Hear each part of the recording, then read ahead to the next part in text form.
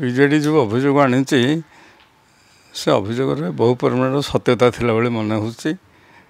କାରଣ ସେ ଯେଉଁମାନଙ୍କ ବିରୁଦ୍ଧରେ ଅଭିଯୋଗ ଆଣିଛି ସେ ଆଣିଛି ଅଭିଯୋଗ ବୈଜୟନ୍ତୀ ପଣ୍ଡାଙ୍କ ବିରୁଦ୍ଧରେ।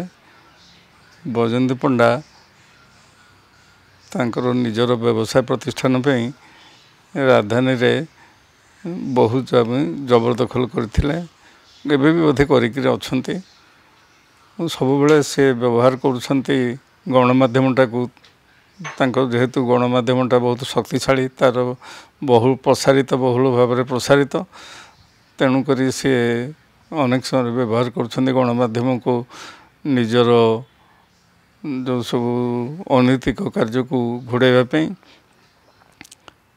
ତଥାପି ସେଗୁଡ଼ାକ ମାନେ ପାପ ପାତଳରୁ ଫୁଟି ବାହାରିଲା ଭଳି ସେଗୁଡ଼ାକ ସବୁ ଅନେକ ସମୟରେ ଏକ୍ସପୋଜ୍ ହେଉଛି।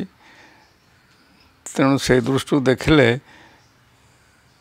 ବିଜେପିର ବହୁ ନେତା ଅନୈତିକ କାର୍ଯ୍ୟରେ ଲିପ୍ତ, ଜମି ଦଖଲକାରୀ ଆଉ ଗୁଣ୍ଡାଗର୍ଦି କରିବା। ଆମେ ତ ଦେଖିଲେ ଆମ ଖୋର୍ଦ୍ଧାର ଯିଏ କ୍ୟାଣ୍ଡିଡେଟ୍ ବିଜେପି ଦଳର ପ୍ରଶାନ୍ତ ଜଗଦେବ, ସେ କେମିତି ବୁଥ୍ ଭିତରେ ପଶି ଇଭିଏମ୍ ମେସିନ୍ ଭାଙ୍ଗିବା ଏବଂ ସେଠି ଗୋଟେ ଅରାଜକତା ସୃଷ୍ଟି କରିବା, ଯେଉଁଥିପାଇଁ କି ଇଲେକ୍ସନ୍ କମିଶନଙ୍କ ନିର୍ଦ୍ଦେଶରେ ତାଙ୍କୁ ଗିରଫ କରାଗଲା ଏବଂ ସେ ଏବେ ମଧ୍ୟ ଅଛନ୍ତି। ଏବଂ ସବୁଠୁ ଆଶ୍ଚର୍ଯ୍ୟର କଥା ଯେ ଅପରାଜିତା ଷଡ଼ଙ୍ଗୀ ଭଳି ଜଣେ ଉଚ୍ଚଶିକ୍ଷିତା ନାରୀ, ଯିଏକି IAS ଅଫିସର ଥିଲେ ବୋଲି ଗର୍ବ ଅନୁଭବ କରନ୍ତି, ସିଏ ଏଭଳି ଜଣେ ଅପରାଧ ଘଟାଇଲା ପରେ ଜଣେ ଅପରାଧୀଙ୍କୁ ନିଜ ଗାଡ଼ିରେ ଘସାଇକିରି ଆଣିବା ପାଇଁ ଉଦ୍ୟମ କରୁଥିଲେ, କିନ୍ତୁ ସେଠି ସ୍ଥାନୀୟ ଲୋକମାନେ ତା କରିବାକୁ ଦେଲେନି, ଯାହାଫଳରେ କି ପ୍ରଶାନ୍ତ ଆରେଷ୍ଟ ହେଲେ। ତେଣୁକରି ଏଇ ଗୋଟିଏ ଦୃଷ୍ଟାନ୍ତରୁ ଏଭଳି ଜଣାପଡ଼େ ସେଭଳି ଭାବରେ ପିପିଲିର ଯିଏ ପ୍ରାର୍ଥୀ ବିଜେଡ଼ି ପ୍ରାର୍ଥୀ, ତାଙ୍କୁ ମଧ୍ୟ ନିମାପଡ଼ାଠି ଆକ୍ରମଣ କରାହେଇଛି।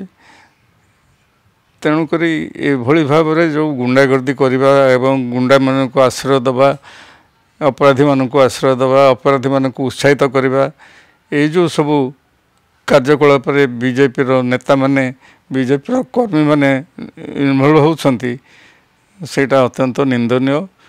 କିନ୍ତୁ କ୍ଷମତା ହାସଲ କରିବା ପାଇଁ ବିଜେପି ଜାଣିଶୁଣି ସେଥିରୁ ନିବୃତ୍ତ ହେଉନି।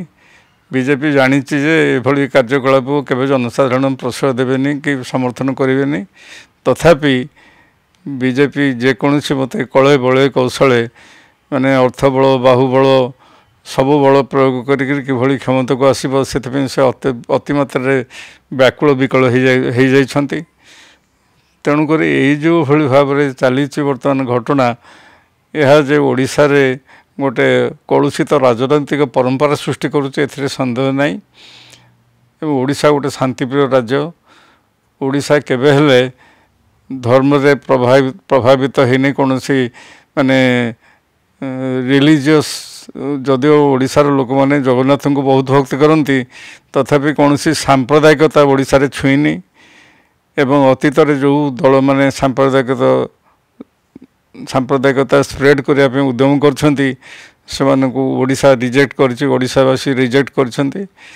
ତେଣୁ ବର୍ତ୍ତମାନ ଯେଉଁଭଳି ପରିସ୍ଥିତି ସୃଷ୍ଟି ହୋଇଛି, ନିର୍ବାଚନ ପରେ ମଧ୍ୟ ବିଜେପି ଯେଭଳି ଭାବରେ କାଣ୍ଡ ଭିଆଉଛି, ତାକୁ ଓଡ଼ିଶାବାସୀ ସବୁଦିନ ପାଇଁ ମନେ ରଖିବେ ଏବଂ କୌଣସି ଓଡ଼ିଶାବାସୀ ତାହାକୁ କେବେ ହେଲେ ସମର୍ଥନ କରିବେନି।